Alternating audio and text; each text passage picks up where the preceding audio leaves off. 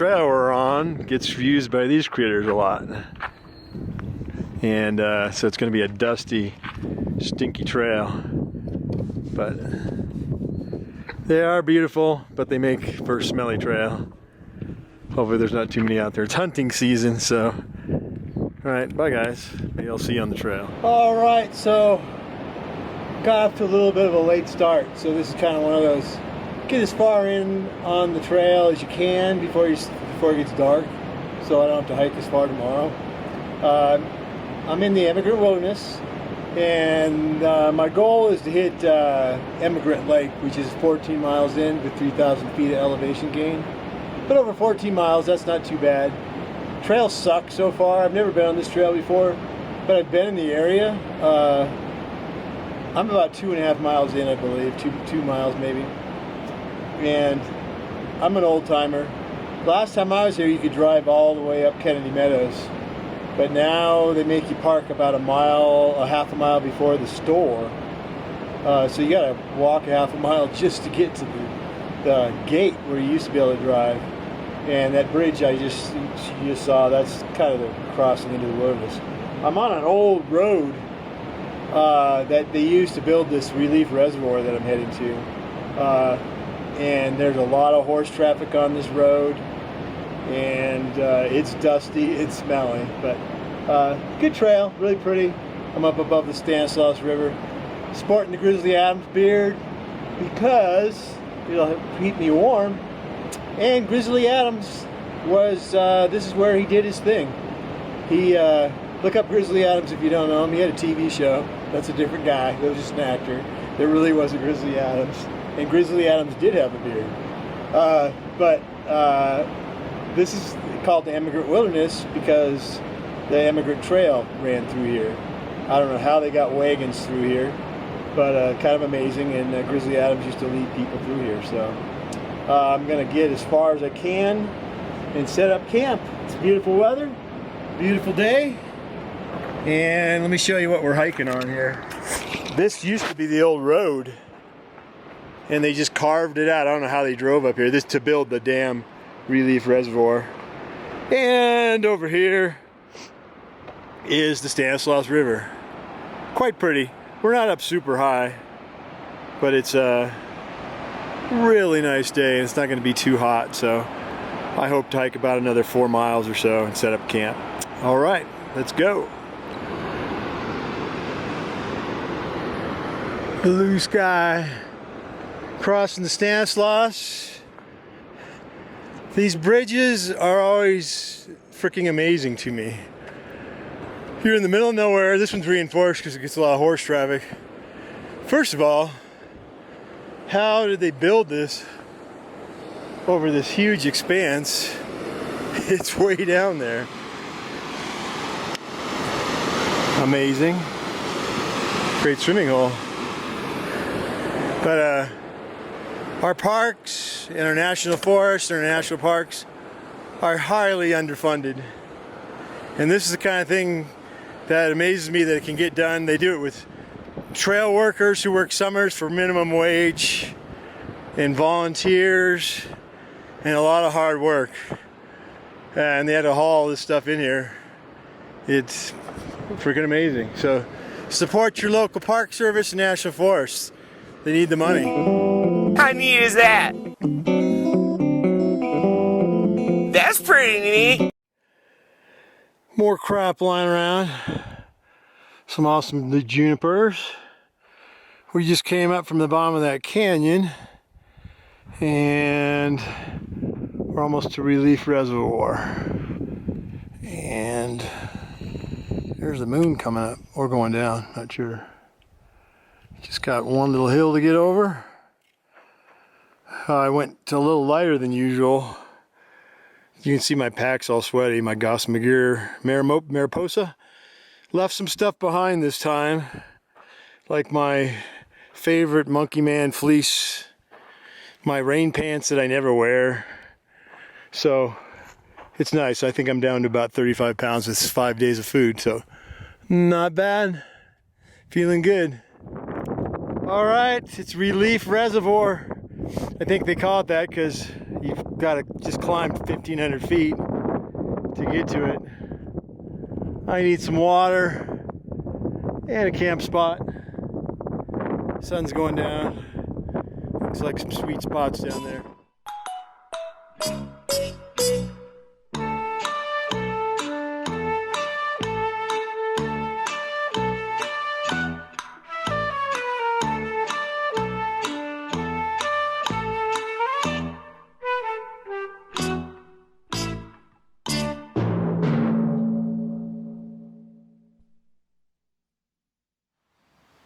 So one of the things I like to do to unwind in my tent to let my muscles cool down, I have this old iPod.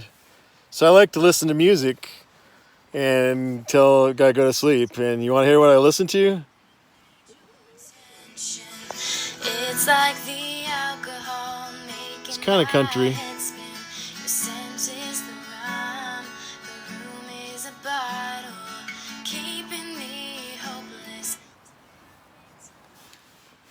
That's actually my daughter, who usually accompanies me on a lot of my backpacking trips.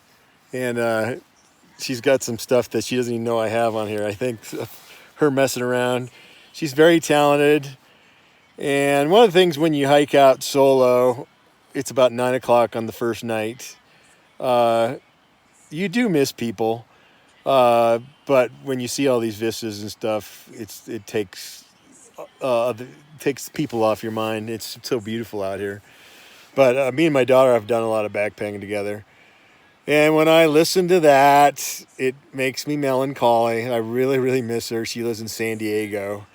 And she's just got a new job. So she is going to be able to start accompanying me again, hopefully, when she has some vacation. So I'm solo this time. The first night out, sometimes and stuff, I didn't see a single hiker today. So that's a good thing. I like to go places where there's not a lot of people. But you go through some weird stuff mentally. I really miss my daughter. I miss my wife. I miss my dog. But then tomorrow I'll be reeling in a big, hopefully 18-inch trout, and things will be great. It's beautiful out here, having a great time. But that's just trail life. This isn't like the PCT or the JMT, where that's kind of a social thing. You always see people on those trails. But that's why I backpack, to get away from things. So you soloing's kind of different. You spend too much time with yourself. But I really enjoy it, and it was a good day today. And for those of you who follow my channel know I had knee replacement surgery.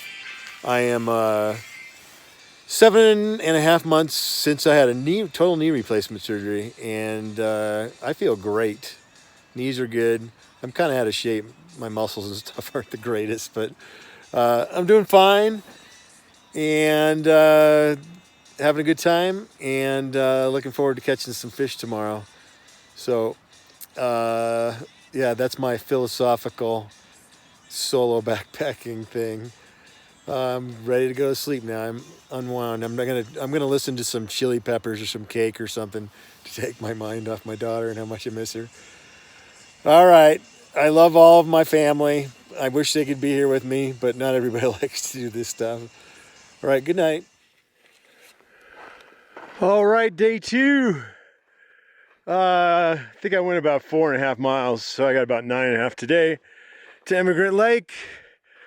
I did not sleep well last night. My sleeping pad has a hole, stays inflated for about 20 minutes. So that was fun. I still slept pretty good. But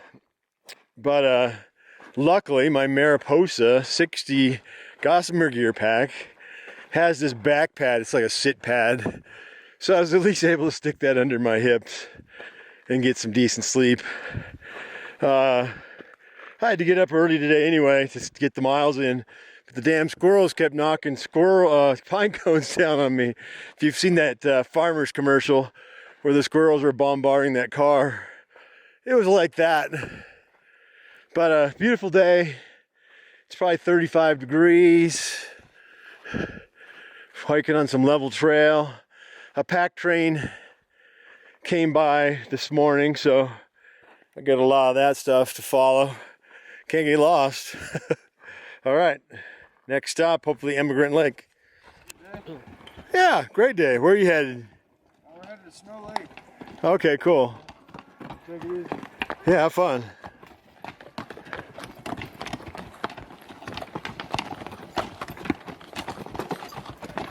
More trail nuggets for me. Okay, it's lunchtime on the trail.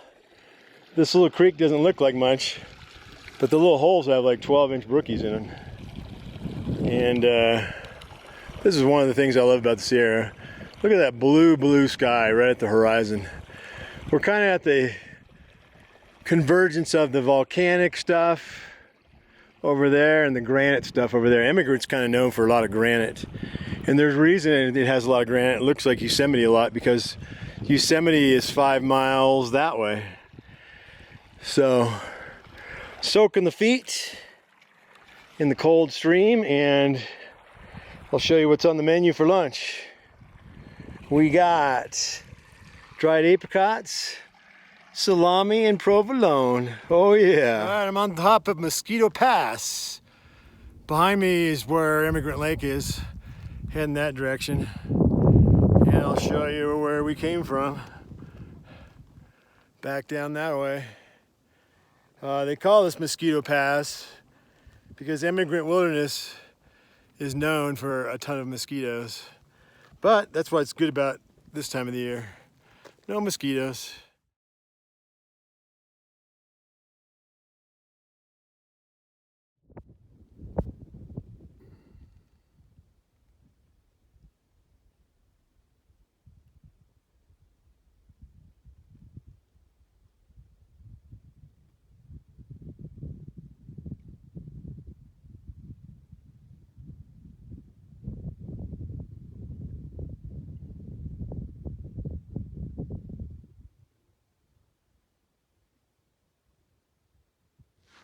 Good morning.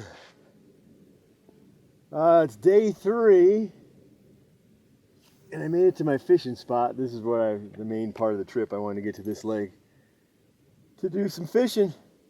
It was in the 20s last night, which is good for the fishing. It brings them in close. It was really good this morning. It's slowed down now that it's warmed up. I was all bundled up. But I hiked 16 miles to get to this spot. I was planning on hiking 14 miles to get to this spot. But this lake's 2 miles long. It's a huge lake. And it's all cliffs. There's nowhere to camp around here. And I had to hike to the far end to find a camp spot, which is good because I haven't seen any people over here. I was really worried about crowds here because it's hunting season. And I saw tons of people yesterday, but I saw way more horses. I probably saw 20 people and 50 horses. But all these hunters hire the pack outfitters. They hike into the wilderness and shoot a deer. Every once in a while you hear a boom, and you know a buck just bit it, which I don't know, kind of sucks. But the packers make a fortune off of it. Gives them a good living. And that trail was dusty and just too many horses. I was tired of eating horse dust and stepping on manure. So I think I'm going to go out a different way where the horses don't go. It's a little longer, about 5 miles longer, but I'll do it over a couple of days. And yeah, it's beautiful up here though. And I don't see anybody here. I was worried the horse packers would be here by now. I see why they're not, because there's not really good campgrounds. I ended up having to have a small little tent and found one little spot up on a rock. So I'm good, but beautiful day. I'm probably going to 0 day here and just enjoy it. It's gorgeous and the fishing's good. Everything in this lake seems to be 16 to 18 inches long. That's what I'm using right now. But it's slowed down, so I'm going to probably go eat breakfast and have an awesome day at this beautiful lake. All right, this is what I'm here for. That is about an 18-inch trout, rainbow. I played him enough. I better get him out of the water. That is a beauty. I'm gonna get up on your side, fish. Beautiful rainbow. All right, this is my camp. at Emigrant, and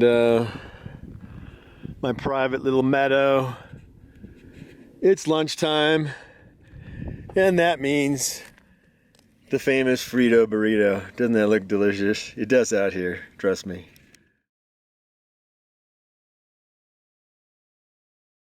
All right, on the way into Emigrant Lake, I took the shortest route out of Kennedy Meadows, which turns out to be pretty much a stock trail.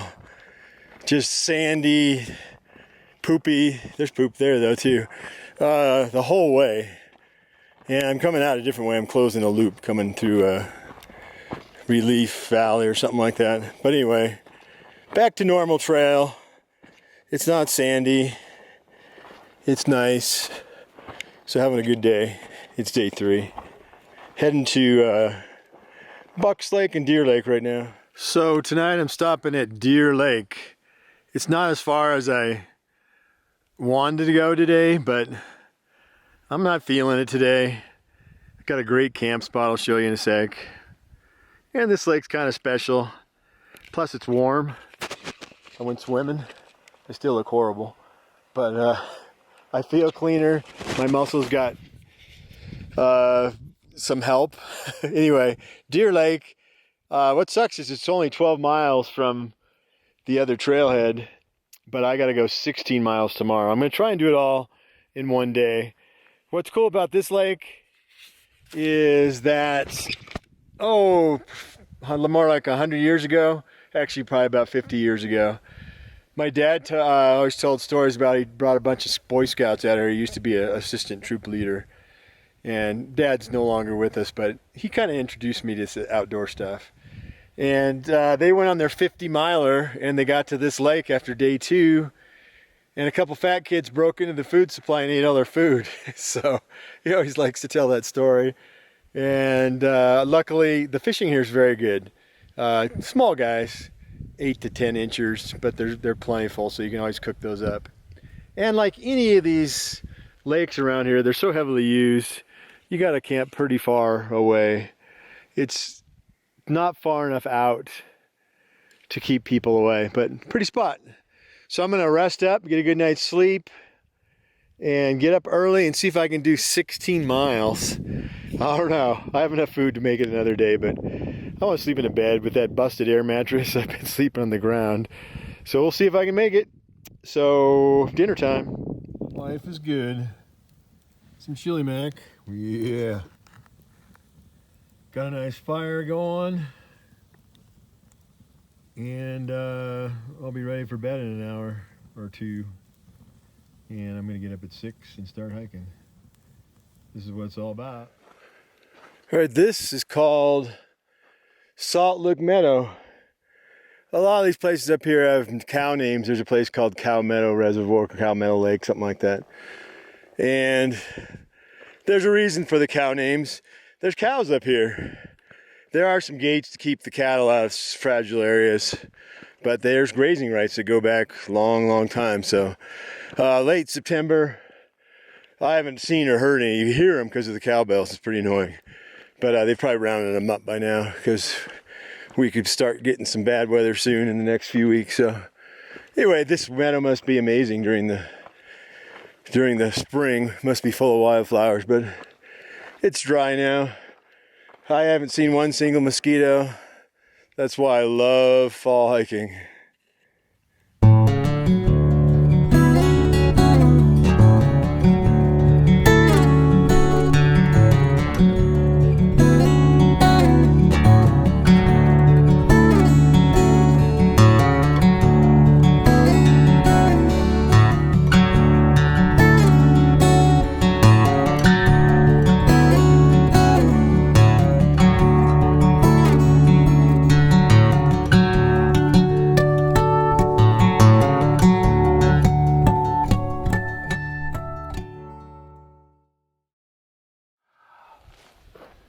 All right, a heads up about water on this trail.